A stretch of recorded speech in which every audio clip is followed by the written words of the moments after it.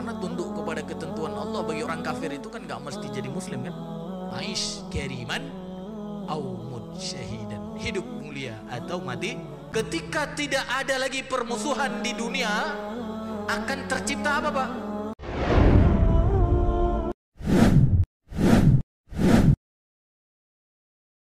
Palestina dan Zionis Israel bisa bersatu nggak, Pak? Tak akan pernah bersatu antara hak dan batil.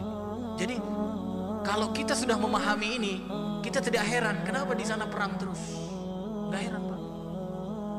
Cuma yang herannya kalau kita berada di pihak yang batil. Pasti tahulah yang batil yang mana. Ya. Dan kita bisa menjadi penyatu di antara mereka. Al-haq dan batil itu bisa, Pak. Dengan catatan kita menjadikan ketentuan Allah di atas segala-galanya. Kita menjadikan manusia baik yang hari ini kufur, mengingkari Allah Ta'ala, tidak beriman kepada Allah, maupun yang beriman kepada Allah, kita jadikan semua mereka tunduk kepada Allah. Baru semua akan damai. Semua akan damai.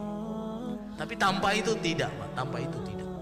Dan gak bisa dan gak boleh juga kita mendamaikan orang bukan dengan ketentuan Allah. Sejak diambil alih oleh pemerintahan Islam, Umar bin Khattab sebagai khalifah ketika itu, Yahudi dalam sejarah kan hidup nyaman kan. Orang Nasrani hidup dengan keadaannya. Artinya apa? Orang-orang kafir pun boleh dan bisa tunduk dengan ketentuan Allah kan. Bisa, Pak, bisa. Jadi orang kafir gak mesti jadi muslim biar disebut dengan tunduk kepada Allah, Pak. Karena tunduk kepada ketentuan Allah bagi orang kafir itu kan gak mesti jadi muslim kan. Benar gak? Yang pertama, dia menjadi muslim. Yang kedua, kalau dia gak mau jadi muslim, karena kan la ikroha fiddin, tidak ada paksaan dalam agama, maka dia bisa menjadi apa, Pak? Bisa menjadi orang yang hidup di bawah naungan ketentuan Allah, tapi dia bayar jizyah. Jadi kalau sudah begitu, maka tidak ada lagi permusuhan dengan mereka, tidak ada lagi. Fala udwana illa 'ala zalimin. Berarti apa, Pak? Ketika tidak ada lagi permusuhan di dunia, akan tercipta apa, Pak? Akan tercipta kedamaian. Jadi kalau mau tercipta kedamaian, bagaimana caranya? Manusia harus tunduk semua dengan ketentuan Allah. Itu, Pak. Kita memang benar menginginkan perdamaian di dunia, tapi sekali lagi perdamaian itu akan terwujud ketika manusia baik yang kafir maupun mukmin tunduk dengan ketentuan Allah. Selama tidak tunduk dengan ketentuan Allah, terbukti perdamaian itu tidak terjadi, terbukti, bahkan sampai hari ini. Artinya Bapak Ibu yang dirahmati Allah, harusnya kita bersikap sehingga apa? Kita bisa juga mewujudkan kedamaian di dunia. Bagaimana cara bersikap kita? Mendakwahkan apa? Agar ketentuan Allah menjadi pengendali manusia. Maka ketika ketentuan Allah menjadi pengendali manusia, terbukti, Pak, terbukti Palestina pernah hidup damai antara Nasrani, Yahudi, Muslim. Kenapa mereka bisa hidup damai di situ?